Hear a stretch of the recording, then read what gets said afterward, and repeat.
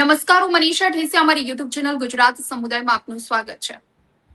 દિલ્હી ખાતે ચાલી રહેલું આંદોલન, કોકરોચ જનતા પાર્ટીનું જે આંદોલન છે એ શરૂઆતમાં ક્યાંક ને ક્યાંક વિદ્યાર્થીઓ અને યુવાઓ દ્વારા શરૂ કરવામાં આવેલું એકમાત્ર આંદોલન હતું, પરંતુ હવે આ આંદોલન છે એ ધીમે ધીમે શિક્ષણ વ્યવસ્થા અને પરીક્ષા પ્રણાલીમાં સુધારા માટેનું એક મોટું સુધારા માટેની માંગ સાથેનું એક મોટું જન આંદોલન બની ગયું છે. કારણ કે છેલ્લા 3 દિવસથી દિલ્હીમાં જે પરિસ્થિતિ છે જેનાથી આપણે સૌ કોઈ વાકેફ છીએ.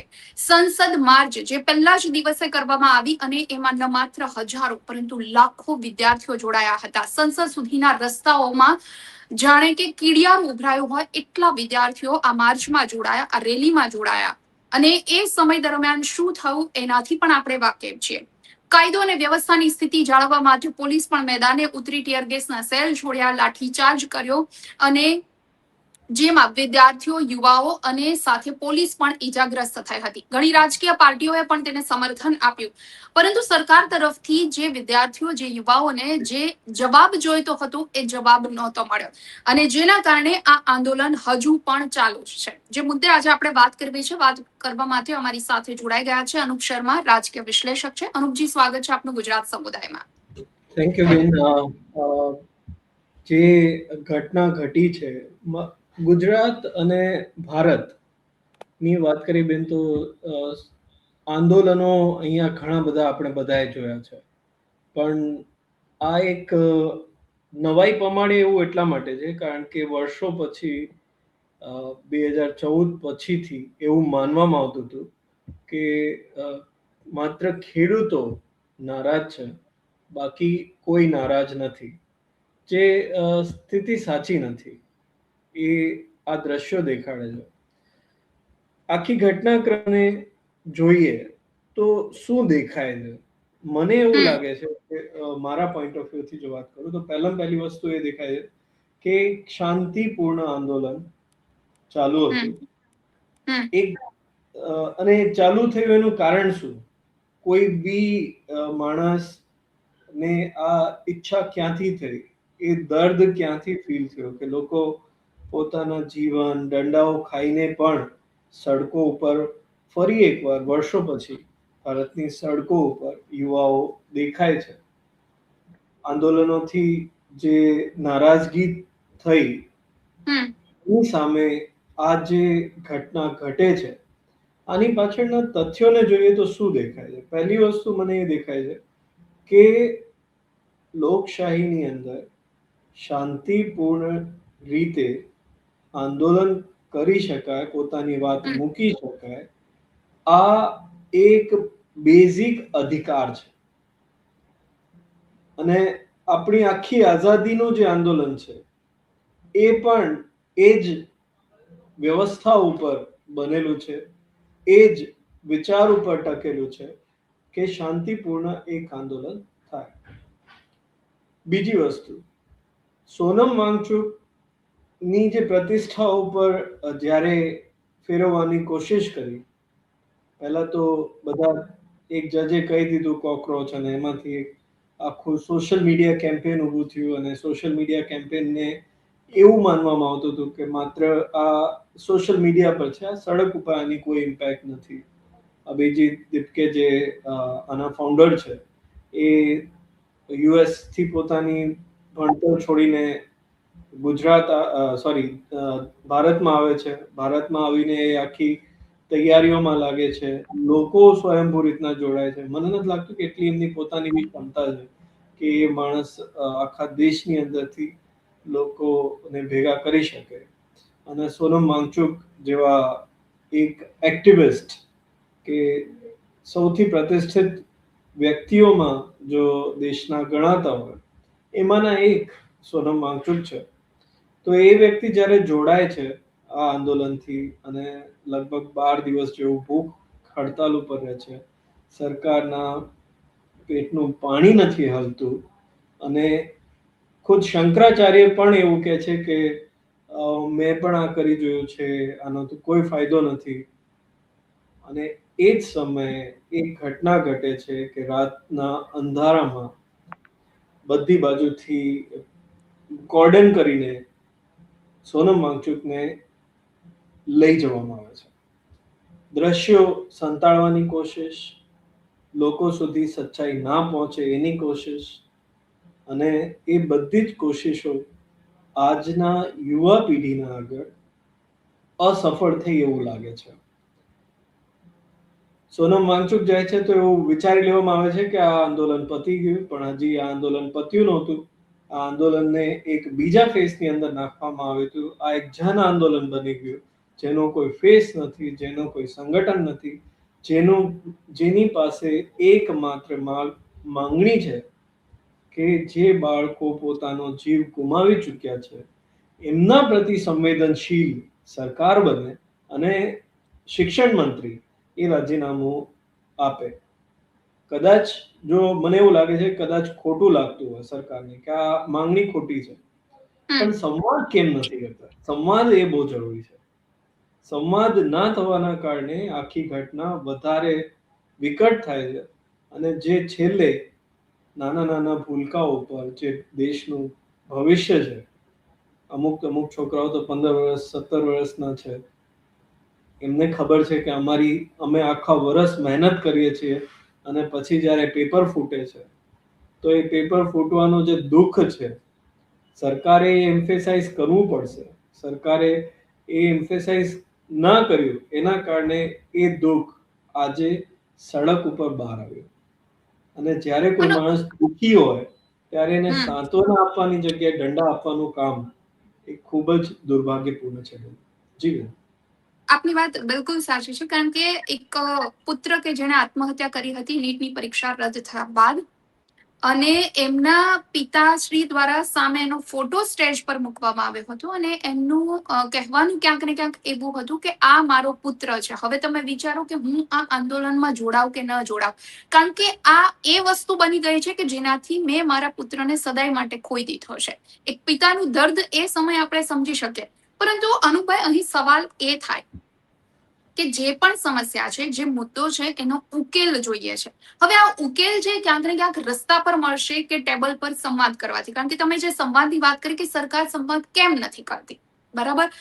તો સરકારે આ વસ્તુ સમજવી કેટલી જરૂરી છે, અને કારણ કે આજે આ ત્રીજો દિવસ એવો ઉગ્યો છે કે દિલ્હીમાં હજારો યુવાનો અત્યારે પણ રસ્તા પર છે.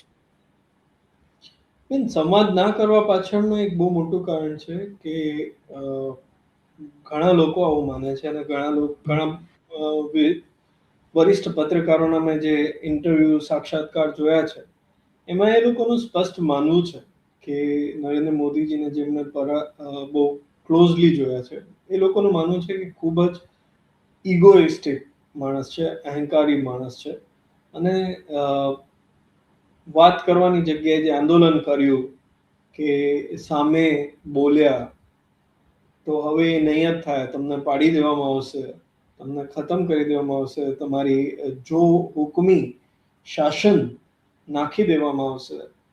અને એ રીતના કચડી મસડીને આ વાંદાઓને, આ કોકરોચોને પતાવવાનો જે વિચાર ક્યાંક ને ક્યાંક રહ્યો હશે એવું વરિષ્ઠ પત્રકારોનું માનવું છે.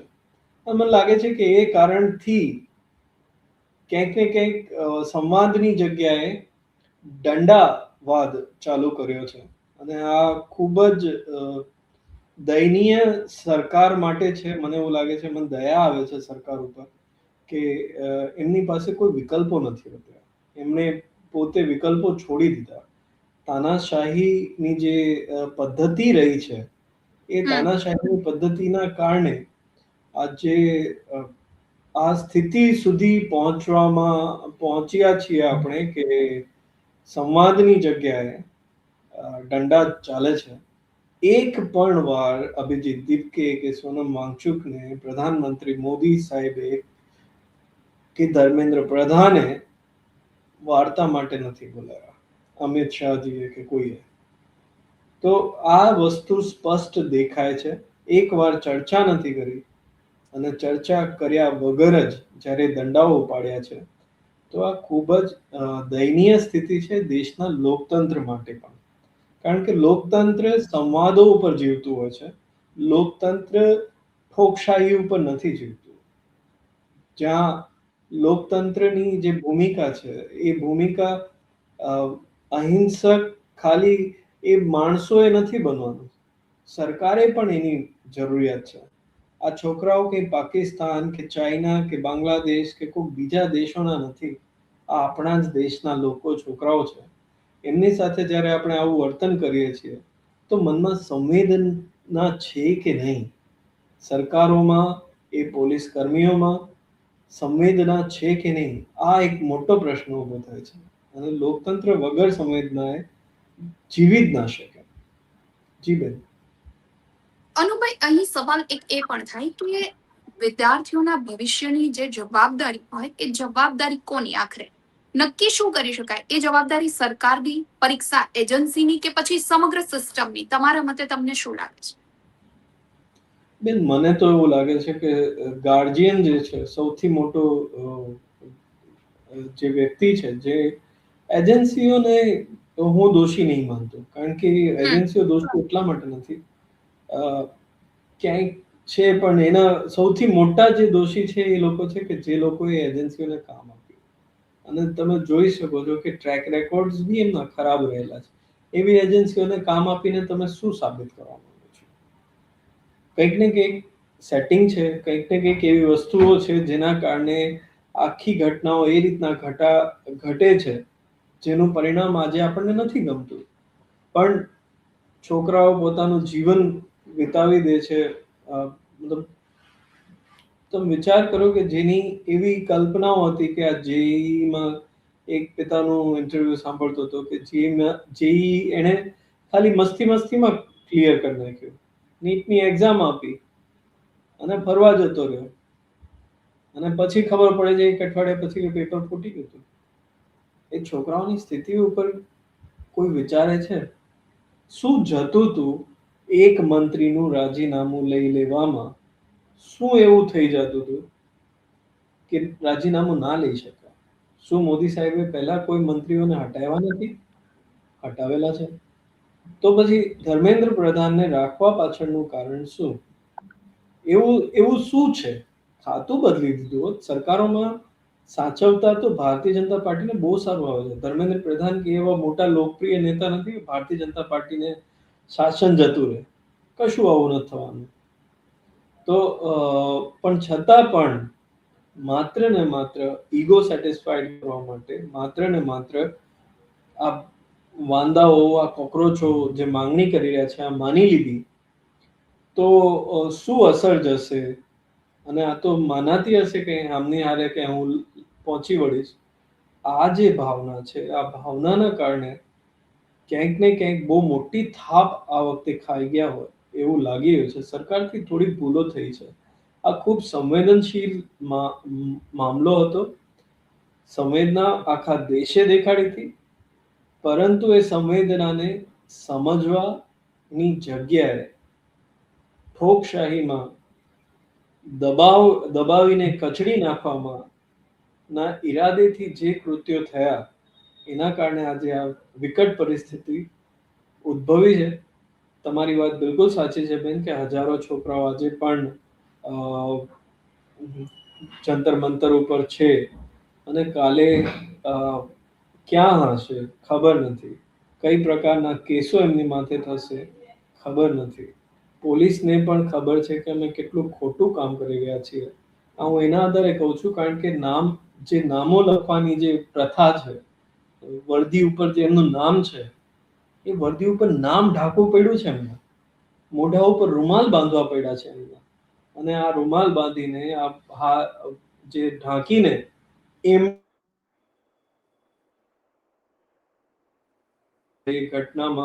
ઘટનાક્રમને અંજામ આપ્યો છે એ ખૂબ જ મને લાગે છે એ બી દંડનીય અપરાધ છે. કાલ સવારે કોઈક વિડીયો ફૂટેજના આધારે, કોઈક એવિડન્સીસના આધારે ઘણા પોલીસ વાળાઓને બીક છે કે અમે જે કર્યું છે આના કારણે અમે પોતે પણ જેલમાં જશું. જી બેન. બિલકુલ અનુભાઈ, મારો નેક્સ્ટ સવાલ એ જ હતો કે મહત્વનું શું છે સરકાર માટે અત્યારે વિદ્યાર્થીઓનું ભવિષ્ય કે ક્યાંક ને ક્યાંક રાજકીય પ્રતિષ્ઠા? જે તમે મને અગાઉ જ વાત કરી દીધી કે એક મંત્રીનું રાજીનામું લઈ લેવાથી સરકારનું શું જતું હતું, શા માટે એ પગલું ન ઉઠાવ્યું. પહેલા જ દિવસે જે ઘટના સંસદ માર્ચમાં બની અને એમાં અમુક વિદ્યાર્થીનીઓના પોલીસ ઘર્ષણમાં કપડા પણ ફાટી ગયા હતા અને એ વિદ્યાર્થીનીઓનો જે આક્રોશ હતો વિડીયોમાં જોઈ શકાતું હતું ને, એક વિદ્યાર્થીની એવું બોલી રહી હતી કે જ્યારે અમારો વારો આવશે મત આપવાનો ત્યારે અમે આમને મત કદાપી નહીં આપે. એટલે અંદરથી એટલો એમનો ગુસ્સો, એમની વેદના છે એ છલકાઈ આવતી હતી. લાગે છે કે યુથ છે જે દેશનું, જે દેશના યુવાઓ છે, દેશના જે વિદ્યાર્થીઓ છે, ક્યાંક ને ક્યાંક કોઈ પણ રાજકીય પાર્ટી માટે એમના મૂળ હોય છે અને સરકાર અને યુવાઓ કે વિદ્યાર્થીઓ વચ્ચે જે આ એક ખાઈ પડી છે, જે એક તિરાડ પડી છે, એનું મોટું નુકસાન સરકારને જશે.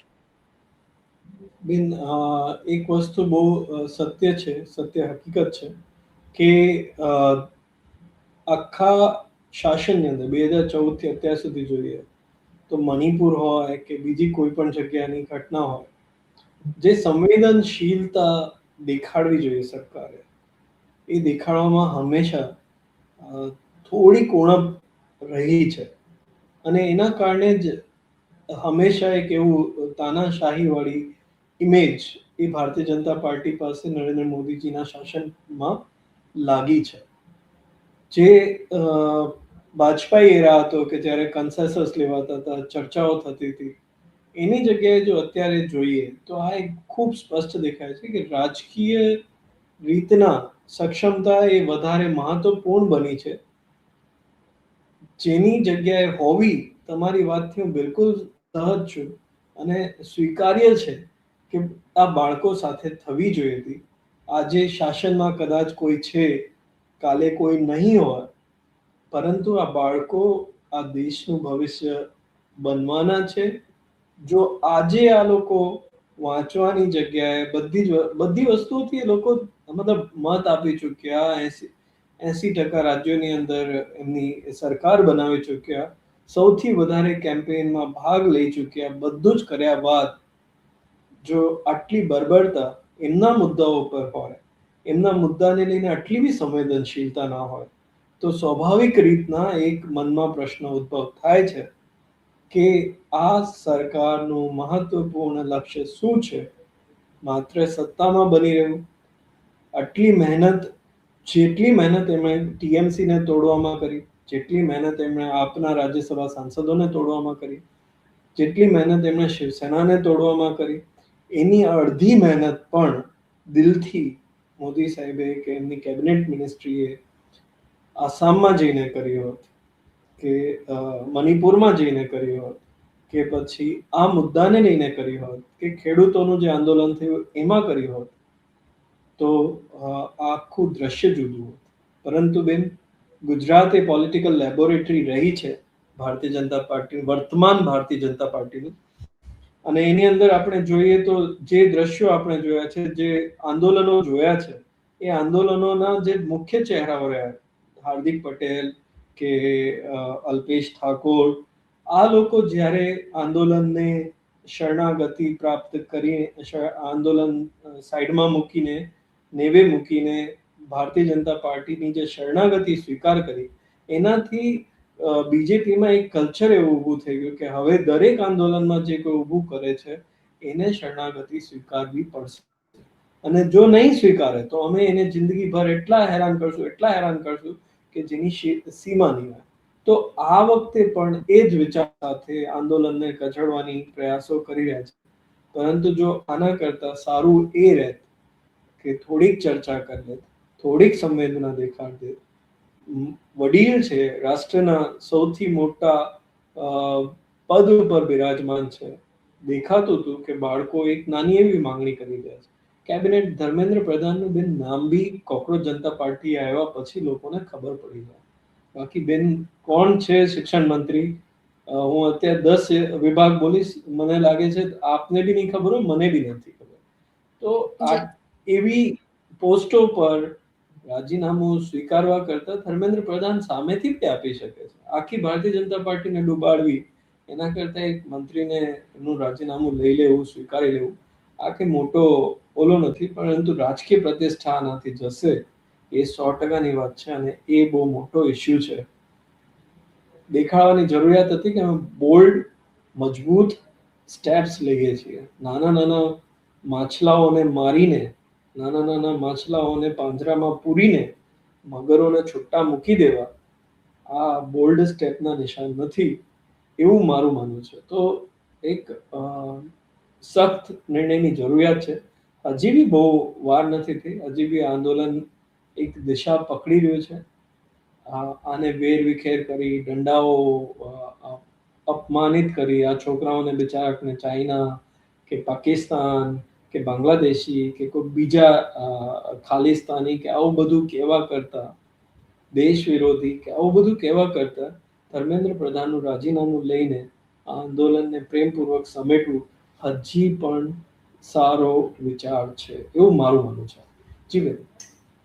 અનુભાઈ, સરકાર હંમેશા એવા બણગા ફૂકે છે. એમનું કહેવું એવું છે કે સિસ્ટમ છે એ પારદર્શક છે.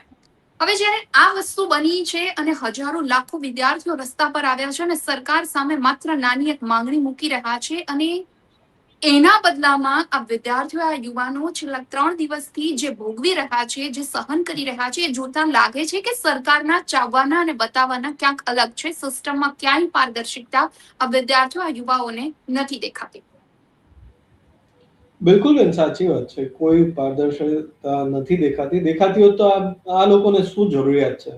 શાંતિથી ભણતા હતા, આઈએએસ ના સપના જોતા હતા, આઈપીએસ ના સપના જોતા હતા, સ્ટાર્ટઅપ ના સપના જોતા હતા, આઈઆરએસ ના સપના જોતા હતા, દેશનું નામ વિશ્વમાં પહોંચાડવાના સપના જોતા હતા. એ બધા સપનાઓ નેવે મૂકીને શું કરવા આ લોકો છોકરાઓ સડક ઉપર, જંતર મંતર ઉપર, સંસદ માર્ચ ઉપર પોતાનો સમય બગાડી રહ્યા છે. અભિજીત દીપકેની જ વાત કરીએ તો એ યુએસ ની અંદર આજે ભણવા માટે જવું, યુએસ નો વિઝા લેવું, આ ગુજરાતની અંદર આપણે જોઈએ તો બેન ઘણા બધા લોકોનું સપનું છે. પરંતુ એ સપનાને જ્યારે આપણે જોઈએ છીએ, એ સપનું નેવે મૂકીને જ્યારે એ લોકો સડક ઉપર બેઠા છે, એની પાછળ શું સ્થિતિ હોય? તમે જ વિચાર કરો કે એમને લાગે છે કે હવે આ બધાનો રસ્તો કંઈક બીજું કરવા પર જ આવશે, અને સરકારે આ લાઠીચાર્જ કરીને, આ રીતના દંડાવાળી કરીને, સમાજ વિહીન સિસ્ટમ બનાવીને જે ઘટનાક્રમ ઘટી રહ્યો છે, આ જોતા એમના મનમાં સરકાર પ્રત્યે, સિસ્ટમ પ્રત્યે વિરોધ ઉભો થવો એ સ્વાભાવિક છે. જી બેન. બિલકુલ અનુભાઈ, આપનો ખૂબ ખૂબ આભાર. આપનો કિંમતી સમય આપી અમારી સાથે ચર્ચામાં જોડાયા. સરવાળે વાત એ જ છે કે લોકશાહીમાં વિરોધ કરવો, અવાજ ઉઠાવવો એ સૌ કોઈનો અધિકાર હોય છે, પરંતુ ઉકેલ માત્ર ને માત્ર સંવાદથી આવે છે. આવી રીતે રસ્તા પર ક્યારેક ઉકેલ નથી આવતો. અને કોઈ પણ વિદ્યાર્થી હોય, એ કોઈ પણ યુવા હોય, એમનું ભવિષ્ય છે એ કોઈ પણ રાજકારણથી હંમેશા મોટું હોય છે. એટલે આશા રાખીએ કે સરકાર આવનારા સમયમાં, આગામી દિવસોમાં વિદ્યાર્થીઓ સાથે સંવાદ કરી યોગ્ય ઉકેલ આપે અને વિદ્યાર્થીઓના ન્યાયની વાત થાય. ચર્ચામાં અત્યારે બસ આટલું જ. આવી જ કોઈ નવી ચર્ચા સાથે ફરી મળીશું. આજની આ ડિબેટ આપને પસંદ આવી હોય તો વિડીયો લાઈક એન્ડ શેર કરવાનું ભૂલશો નહીં, અને ખાસ અમારી ચેનલ ગુજરાત સમુદાયને સબસ્ક્રાઇબ કરી લેશો. નમસ્કાર.